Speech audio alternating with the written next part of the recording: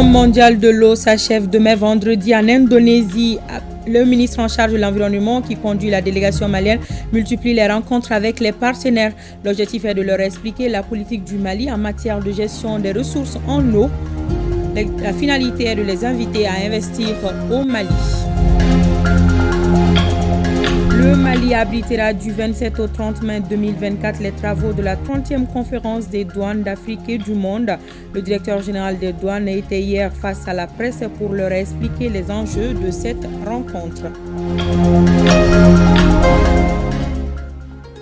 Merci d'avoir fait le bon choix de nous suivre. Bonjour et bienvenue à tous. Le Forum mondial de l'eau se poursuit à Bali, en Indonésie. Le ministre en charge de l'environnement rencontre les partenaires sur les opportunités d'investissement au Mali dans les domaines de l'eau et de l'assainissement. Le but est de rechercher des partenaires pour financer des projets qui vont améliorer la gestion des ressources en eau au Mali. Nos envoyés spéciaux à Bali, Khadijatou Kone et Aloubé Kone. Le Forum de l'eau à Bali est un véritable rendez-vous mondial de partage d'expériences. Le ministre de l'Environnement, de l'Assainissement et du Développement durable anime ici un panel organisé par la Banque mondiale. Une rencontre élargie aux partenaires techniques et financiers, objectif favoriser une bonne coordination des actions et renforcer la coopération relative à l'allocation de l'eau grâce au partage d'informations et à des incitations financières. Les panélistes avaient donc l'opportunité d'exposer leurs projets et programmes pour attirer plus de partenaires et bailleurs pour d'éventuels financements. Dans son intervention, le ministre Mamadou Samake s'est focalisé essentiellement sur la gestion des eaux souterraines et l'irrigation au Mali. Ces eaux, les exploiter à l'échelle communautaire est une des solutions pour faire face aux conséquences des changements climatiques dans la perspective du renforcement de la résilience de nos populations. Nous avons ce que nous appelons développer un projet très important que nous appelons le projet de restauration des terres dégradées. C'est avec l'accompagnement de la Banque mondiale. C'est un projet de 150 millions de dollars que nous avons monté, que nous sommes en train d'exécuter, qui vient de commencer et qui va durer 6 ans. Il est prévu dans ce projet d'aménager plus de 100 000 hectares de terres dégradées par le biais de l'agroforesterie. Mais tout cet ensemble sera soutenu par l'irrigation à petite échelle, en faisant recours aux eaux souterraines. Et ce n'est pas tout. Face à une assistance visiblement séduite, le ministre Samake s'est appuyé sur d'autres projets structurants pour mettre en exergue la vision du Mali sur la question. Nous avons 1 million d'hectares qu'on peut irriguer. Donc là, nous avons besoin de l'accompagnement de la Banque mondiale pour nous accompagner dans le développement des projets structurants. La participation du Mali à ce panel est jugée très bénéfique. Les partenaires sont de plus en plus intéressés à accompagner le Mali, à aller dans ce sens, c'est-à-dire à faire des prélèvements d'eau souterrains pour faire l'agriculture, notamment la petite irrigation. À l'issue de ce panel-là, les espaces sont permis. Le ministre de l'Environnement, de l'Assainissement et du Développement durable a aussi assisté à un panel de haut niveau de l'organisation internationale SOA, initiative Eau Assainissement pour tous. Ici, il est question pour les pays membres de l'initiative SOA de proposer leur expérience aux participants. Une initiative internationale mondiale à laquelle le Mali a souscrit depuis un certain moment, où le Mali est très actif au niveau de l'Afrique de l'Ouest. Donc le panel portait essentiellement sur ça. Et là aussi, ça a été vraiment des échanges très importants, très francs, où on a appris quand même les manières de faire en termes d'assainissement et en termes de gestion des ressources en eau des autres pays. Ces panels auxquels la délégation malienne a pris part ont un dénominateur commun, intensifier les programmes de protection sociale pour aider les communautés vulnérables dans le domaine de l'eau, de l'hygiène et de l'assainissement. Le ministre de la Promotion de la Femme, de l'Enfant et de la Famille, à travers le Fonds d'appui à l'autonomisation de la femme et de l'épanouissement de l'enfant et Qatar Charity, ont procédé à la signature d'un mémorandum d'entente. Le but est de cumuler leurs efforts pour une meilleure prise en charge des questions relatives à l'autonomisation de la femme et de la fille en multipliant les offres d'activités génératrices de revenus. C'était en présence de Awa Adama Koulibaly.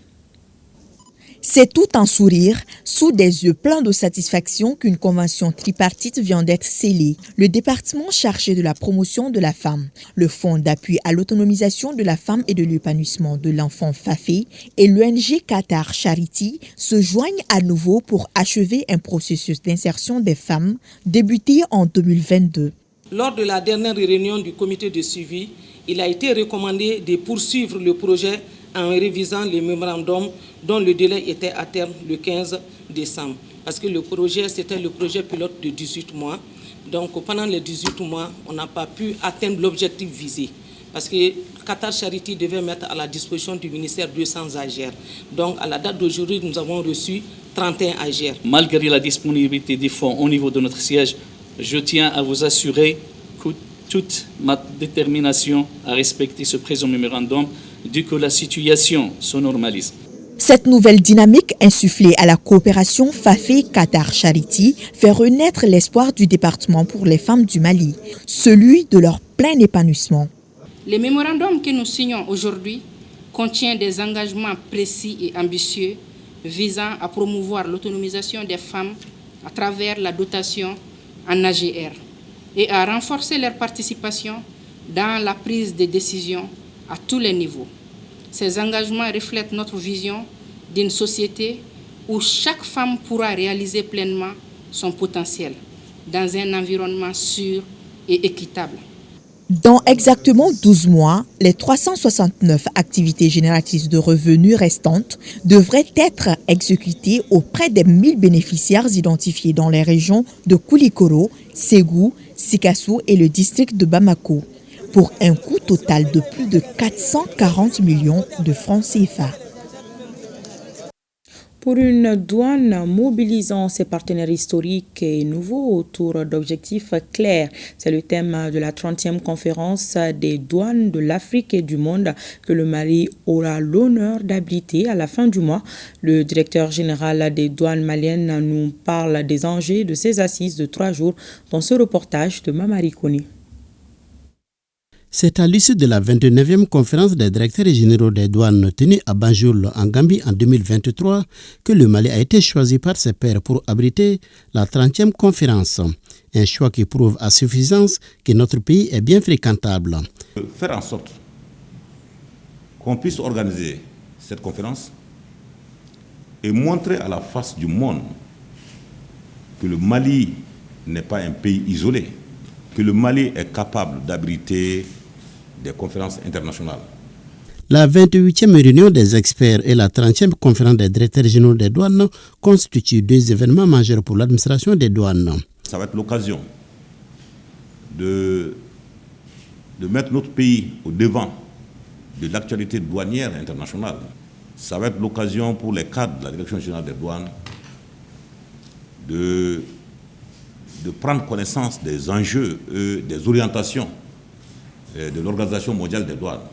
Sur la base des travaux des experts du 27 au 28 mai, les travaux de la conférence des directeurs généraux du 29 au 30 mai se focaliseront sur d'importantes thématiques comme la coopération douanière. La conférence des DG va travailler également sur le plan stratégique régional.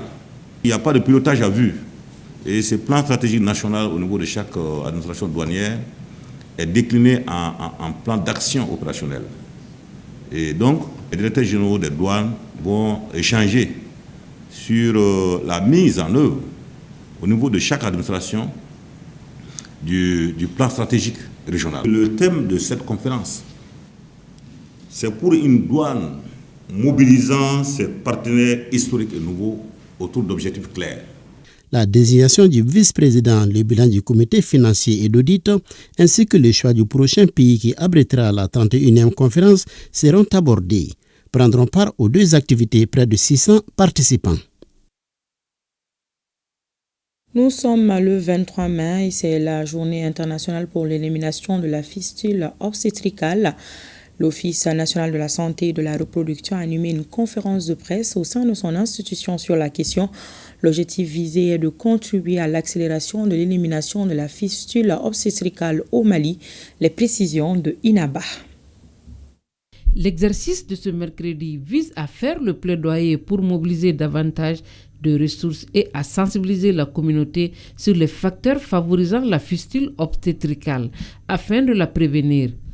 En organisant ce point de presse, l'Office national de la santé et de la reproduction veut accroître la sensibilisation pour éviter cette affection très handicapante qui touche la jeune femme et qui l'exclut de la société.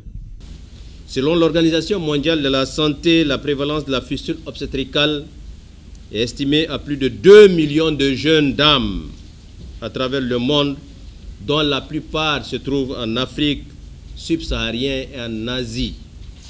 Sur 1000 accouchements, nous avons probablement 4 femmes qui se retrouveraient avec cette drame familiale.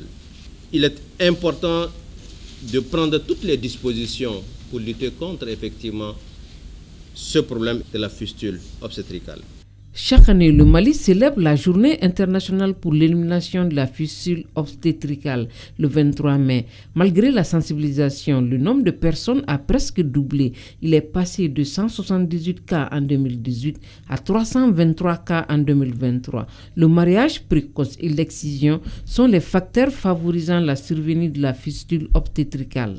L'ONASR est en train de développer des stratégies mobiles d'intervention au niveau effectivement des communautés pour porter d'abord le paquet de santé vers les communautés qui en ont besoin et quel que soit leur lieu. L'ONASR est en train de développer une nouvelle stratégie sur le déploiement des étudiants en fin de cycle, sages-femmes comme médecins au niveau communautaire, et nous avons une stratégie de 600 pour les 2 années à venir.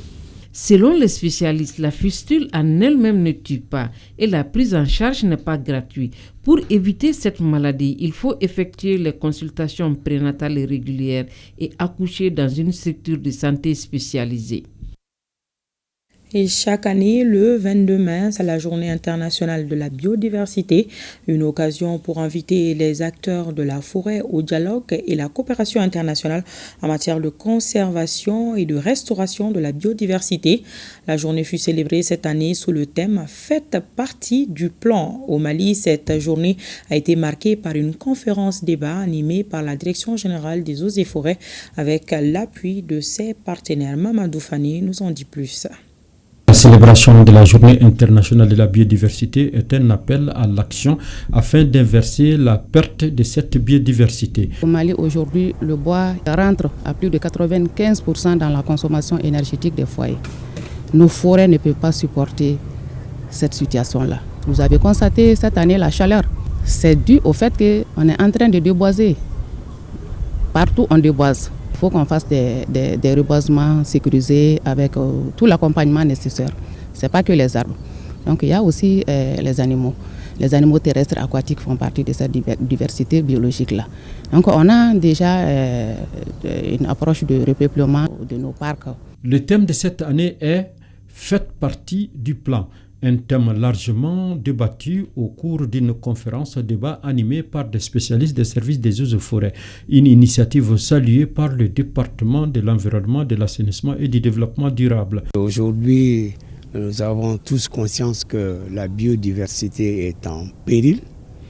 Il s'agit aujourd'hui de restaurer cette biodiversité. Et donc nous sommes partis de ce plan, c'est par rapport aussi au cadre mondial sur la biodiversité qui a été adopté l'année dernière à Montréal, où on engage les pays du monde entier, doivent s'engager à préserver 30% de nos ressources terrestres, 30% de nos ressources maritimes, et tout ça au profit des aires protégées. Cette journée a servi de cadre au public de visiter des sites avec 2 écosystèmes différents conservés par le service des eaux et forêts qui témoignent des efforts entrepris par ce service pour contribuer à la restauration de la biodiversité au Mali. Lancement à Koutiala et Sikasso des activités de formation sur le recensement général agricole. À la fin de la formation, les participants devront être en mesure de collecter des données sur les exploitations agricoles familiales, les entreprises agricoles, les zones de concentration et les points d'abreuvement des troupeaux. Les infrastructures agricoles communautaires, les sites horticoles, les campements de pêche, les productions et les effets du cheptel sont aussi concernés par ce recensement général. L'objectif est de faire une meilleure planification afin de contribuer au développement agricole. Les précisions de Brahima Kone et de Yoruba Diabati. Cette formation sur le recensement général agricole RGA pour la région de Koutiala concerne 313 agents recenseurs, 67 chefs d'équipe et 14 personnes inscrites sur la liste d'attente. Elle a pour objectif d'aider les participants à utiliser les outils de collecte du RGA, les doter d'outils méthodologiques harmonisés et échanger avec eux sur la bonne gestion des matériels d'enquête. Je souhaite vivement que tous ces objectifs soient pleinement atteints. Cela passe d'abord par le professionnalisme des formateurs et par l'assiduité des participants à la formation, par leur engagement et par le caractère fécondant que devrait avoir leur contribution durant toute la formation. Le RGA 2024 devra prendre en compte la participation des femmes et des jeunes dans l'économie rurale ainsi que les informations sur la vulnérabilité et la résilience des populations. C'est l'ensemble des entreprises agricoles, les points d'eau, les points d'abreuvement, les zones aménagées. C'est l'ensemble de ces informations-là qui seront collectées dans un document unique. Donc ça permettra en tout cas aux planificateurs et aux définisseurs des politiques agricoles du Mali, en tout cas de bien faire leur travail de développement agricole au Mali. Ce recensement est une actualisation des données agricoles issues du dernier RGA réalisé depuis 2004. L'objectif de cette formation des agents et recenseurs est d'avoir un système de statistiques nationales fiable agricole sur les ménages et le bétail sur toute l'étendue du territoire national. La formation est initiée à l'intention de 368 agents et recenseurs répartis en 3 sites. Le recensement général agricole est une opération de grande importance pour toute une nation, surtout pour l'État malien. C'est un outil de décision. Ça permettra d'avoir une idée des statistiques au niveau national, les productions agricoles, pastorales, halieutiques. L'avantage de cette formation permettra aux jeunes vraiment de se familiariser au monde rural, d'acquérir un certain nombre d'expériences en matière de collecte de données. Qui dit enquête parle de données statistiques et avoir des données fiables pour les remettre maintenant à la disposition de l'État. Au cours de 2 semaines de formation, les participants se familiariseront avec des modules comme les exploitations agricoles, le cheptel transhumant et nomade et l'utilisation des tablettes. L'objectif principal de cette opération est d'obtenir des données essentielles du secteur agricole et des agrégats macroéconomiques conformes aux normes internationales et statistiques agricoles. Ce recensement est une opération spéciale qui inclut l'enregistrement des exploitations et entreprises agricoles et vise à géolocaliser toutes les parcelles agricoles du pays. Il faut rappeler que 7 formateurs sont chargés d'encadrer les participants avant leur départ sur le terrain pour 4 mois. Des agents qui doivent conjuguer courage et assiduité pour la réussite de l'opération selon les responsables. Lancement également à Kidal des activités de la 4e édition du projet Santé Plus de la Jeune Chambre internationale. Objectif est élaborer une base de données de donneurs de sang sensibilisés sur la consultation prénatale, la santé mentale et les bonnes pratiques d'hygiène. La cérémonie de lancement s'est déroulée au CCRF de Kidal en présence des autorités administratives et de plusieurs membres de la JSAI. Kidal, la correspondance de Modiba Keita et de Moussa Togo. Les thèmes de la 4e édition du projet Santé Plus de la JSAI de Kidal, comme ceux des précédentes, interpellent plus sur l'engagement et la synergie d'action entre acteurs, tout en les invitant à développer des mécanismes et stratégies ainsi que des actions appropriées pour rendre sûrs et salubres les lieux de travail. La JSAI Kidal reconnaît ainsi la responsabilité partagée des principes partis du secteur et de santé et elle les encourage à promouvoir une culture préventive de sécurité et de santé afin de s'acquitter de leurs obligations et de leurs responsabilités en matière de prévention. Cette activité intervient dans un contexte crucial, au moment opportun, et traduit de l'engagement des membres de la Jeune Chambre internationale pour leur communauté. Le thème de mandat pour cette année de la JCI Mali, c'est la promotion de l'entrepreneuriat, facteur de la paix et de la cohésion sociale. Au Mali, la JCI Mali s'engage.